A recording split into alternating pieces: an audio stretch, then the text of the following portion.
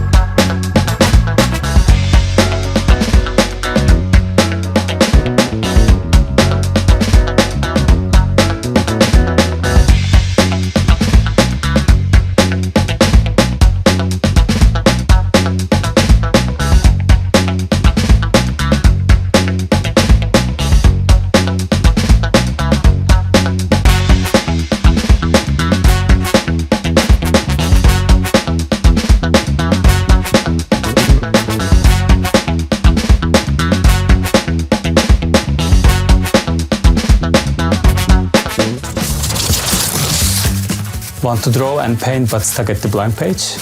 Follow me.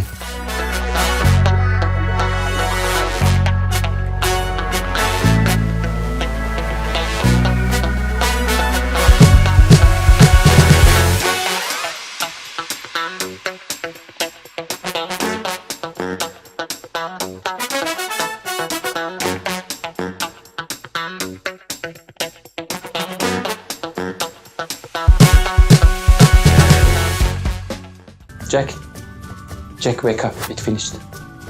Jack is my assistant, but there is something I should tell you about him. He is not...